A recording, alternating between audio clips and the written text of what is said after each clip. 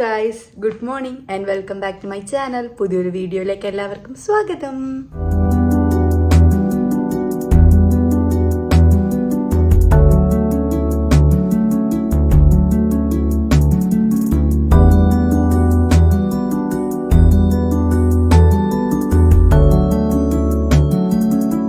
അപ്പോൾ ഇന്നത്തെ വീഡിയോ ഒരു ഡേ ഇൻ മൈ ലൈഫാണ്.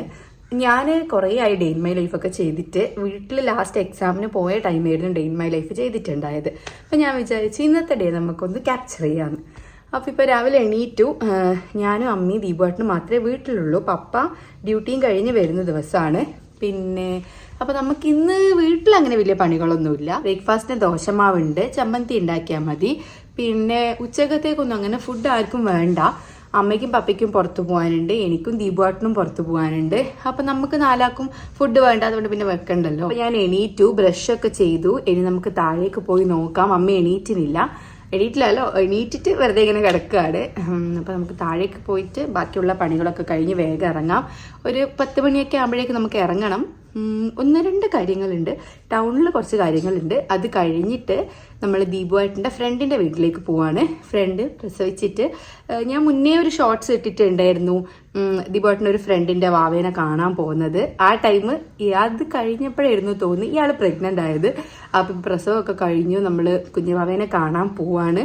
അപ്പോൾ ആ വിശേഷങ്ങളൊക്കെ നിങ്ങൾക്ക് വഴിയേ കാണാം. അങ്ങനെ ഞാൻ എണീറ്റു, നേരെ താഴേക്ക് ചെന്ന് ഡോറൊക്കെ തുറന്ന് കുറച്ച് സമയം പുറത്ത് പോയിട്ടിരുന്നു. മക്കളൊന്നും ഇല്ലാത്തതുകൊണ്ട് വീട്ടിൽ തീരെ ഒച്ചപ്പാടും ബഹളം ഒന്നുമില്ല. നമ്മൾ 3 മാത്രമാകുമ്പോൾ, പ്രത്യേകിച്ച് പപ്പിയും കൂടി ഇല്ലെങ്കിൽ പിന്നെ പറയണ്ട. അപ്പോൾ നമ്മൾ 3 മാത്രമാകുമ്പോൾ 3 വഴിക്ക് ഇങ്ങനെ ഇരിക്കുന്നുണ്ടാവും. പണിയൊക്കെ കഴിഞ്ഞ് കഴിഞ്ഞാൽ പിന്നെ ഫ്രീ ആണല്ലോ. അപ്പോൾ ഭയങ്കര സൈലൻ്റ് ആയിരിക്കും വീട്. അപ്പോൾ എനിക്ക് അത്ര അങ്ങ് ഇഷ്ടമല്ല. മക്കളൊക്കെ ഉണ്ടാകുമ്പോൾ കുറച്ച് ഒച്ചപ്പാടും ബഹളവും പിന്നെ അവരെ വർത്താനവും കളിയും ചിരിയൊക്കെ കാണുമ്പോൾ രസമാണ്. അപ്പം ഞാനൊന്ന് ഇറയത്ത് വന്നിരുന്ന് മുടിയൊക്കെ ക്ലിപ്പൊക്കെ അയച്ചിട്ടൊന്ന് മസാജ് ചെയ്ത് കൊടുക്കുകയാണ്. ഭയങ്കര ചൂടായതുകൊണ്ട് തന്നെ തല നല്ലോണം വേർക്കുന്നുണ്ട്. അപ്പോൾ എനിക്ക് ഭയങ്കര ബുദ്ധിമുട്ടാണ്. ഡാൻഡ്രഫിൻ്റെ ഒക്കെ ഞാനപ്പോൾ ഷാമ്പൂ ഒക്കെ യൂസ് ചെയ്യുന്നുണ്ട്, എന്നാലും ഇടയ്ക്കിടയ്ക്ക് ഇങ്ങനെ തല വേർക്കുമ്പം ഒരു ഇറിറ്റേഷനാണ്. അപ്പോൾ ഞാനൊന്ന് ജസ്റ്റ് മസാജൊക്കെ ചെയ്ത് കൊടുത്ത് കുറച്ച് സമയം അവിടെ ഇങ്ങനെ ഇരുന്നു.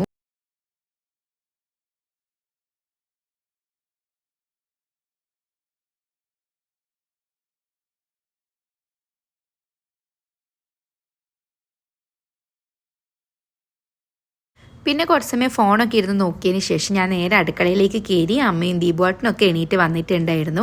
അപ്പോൾ ദോശമാവൊക്കെ ഫ്രിഡ്ജിൽ നിന്ന് എടുത്ത് പുറത്ത് വെച്ചു. ചമ്മന്തി അരക്കേണ്ടിയിട്ട് ഞാൻ തേങ്ങയൊക്കെ ചിരകി വെച്ചിട്ട് ഉള്ളി മുറിച്ചുകൊണ്ടിരിക്കുകയാണ്. അപ്പോൾ അമ്മയും ഞാനിങ്ങനെ വർത്താനം പറഞ്ഞുകൊണ്ട് ഓരോ പണിയൊക്കെ ചെയ്യായിരുന്നു. പിന്നെ ഇന്ന് ഉച്ചക്ക് ഫുഡൊന്നും വെക്കാത്തതുകൊണ്ട് ഇതിൻ്റെ കാര്യം മാത്രം നോക്കിയാൽ മതിയല്ലോ. ബ്രേക്ക്ഫാസ്റ്റൊക്കെ ആയി കഴിഞ്ഞാൽ അടുക്കളയും ക്ലീൻ ചെയ്ത് കഴിഞ്ഞ് ബ്രേക്ക്ഫാസ്റ്റും കഴിച്ചാൽ നമ്മളെ പണി കഴിയും. അപ്പം ഞാൻ ചമ്മന്തി അരക്കേണ്ടിയിട്ട് പോവാണ്.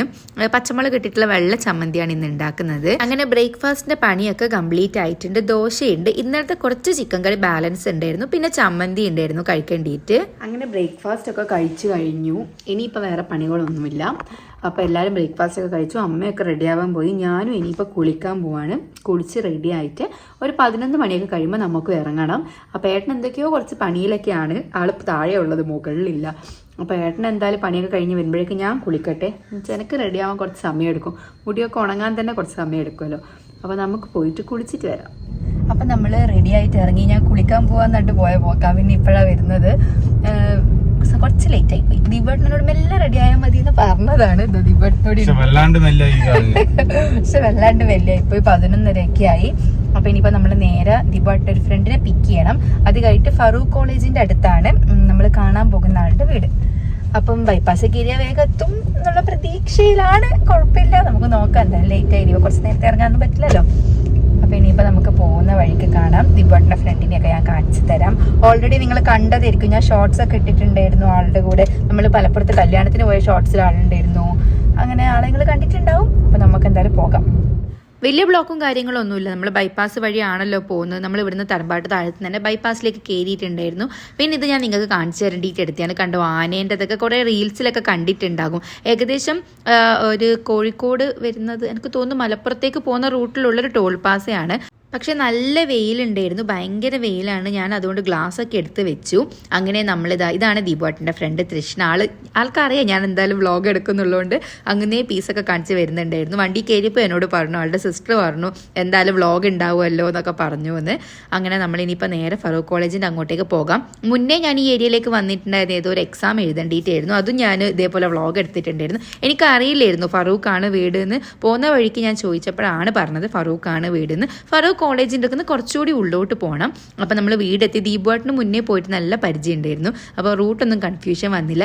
ഇതാണ് നമ്മുടെ വാവ, നല്ല തുക്കുട് പോരാട്. എന്താ പറയുക, എനിക്ക് ആളെ കണ്ടിട്ട് എനിക്ക് എടുക്കാൻ നല്ലൊരു പേടി ഉണ്ടായിരുന്നു. പക്ഷെ എടുത്തപ്പം നല്ല ഓക്കെ, ആളും അങ്ങനെ എന്താ പറയുക കരച്ചിലൊന്നുമില്ല, ഭയങ്കര ഹാപ്പി ആയിട്ടാണ്. പിന്നെ നമുക്ക് കുടിക്കാൻ ജ്യൂസൊക്കെ തന്നു.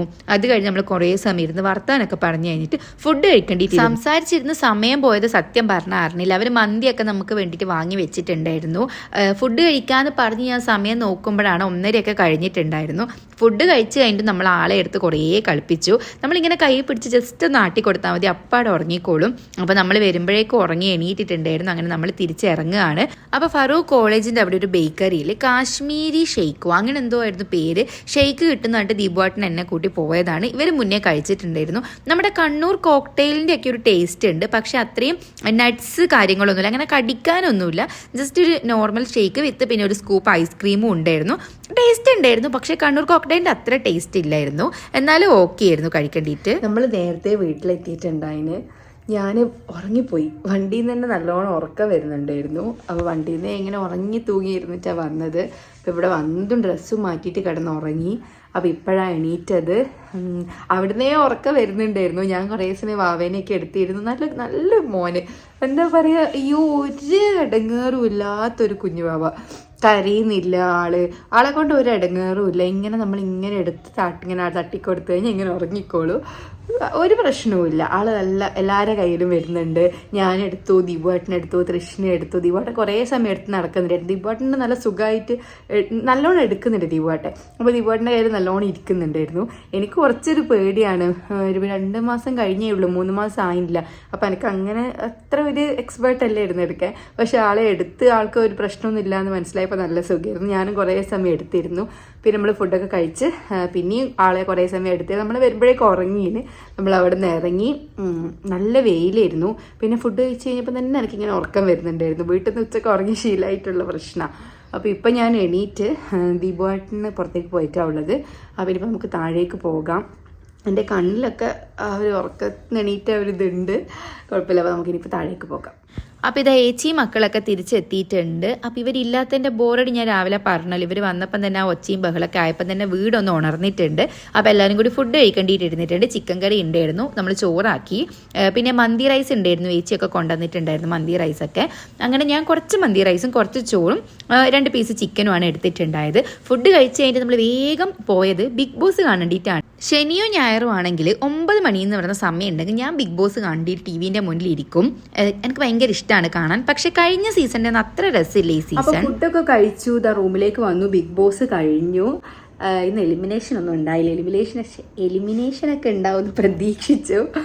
ദീപാട്ടോട് ചിരിക്കുന്നു. ഒരു വാക്ക് തെറ്റിപ്പോയാൽ മതി കളിയാക്കാൻ. മനുഷ്യന്മാരല്ലേ, തെറ്റുകളൊക്കെ പറ്റില്ലേ, അതിന് ചിരിക്കുന്നുണ്ട്. അപ്പോൾ ഇത്രയൊക്കെയാണ് ഇന്നത്തെ ദിവസം ഉണ്ടായത്. വലുതായിട്ടൊന്നും ഉണ്ടായില്ല. ടൗണിലൊക്കെ പോകണം എന്ന് വിചാരിച്ചിട്ടുണ്ടായിരുന്നു. പക്ഷെ രാവിലെ ഇറങ്ങാനും ലേറ്റായി, തിരിച്ച് വരുമ്പോഴേക്കും 4:30 ആയി. അപ്പോൾ പിന്നെ ടൗണിൽ പോക്കൊന്നും നടന്നില്ല. ഇനിയിപ്പോൾ നെക്സ്റ്റ് ലീവുള്ള ഏതെങ്കിലും ഒരു ദിവസമൊക്കെ പോകാം. അപ്പം ചെറിയ വീഡിയോ ആണ്, വലിയ കാര്യങ്ങളൊന്നും ഇല്ലാത്തതുകൊണ്ട് തന്നെ ചെറിയ വീഡിയോ ചെറുതാണ്. അപ്പം ഇത്രയാണ് ഇന്നത്തെ വിശേഷങ്ങൾ. അപ്പം വീഡിയോ ഇഷ്ടമായില്ലെങ്കിൽ ലൈക്ക് ചെയ്യുക, ഷെയർ ചെയ്യുക, സബ്സ്ക്രൈബ് ചെയ്യുക. മറ്റൊരു വീഡിയോയിൽ കാണുന്നവരെ ടാറ്റാ.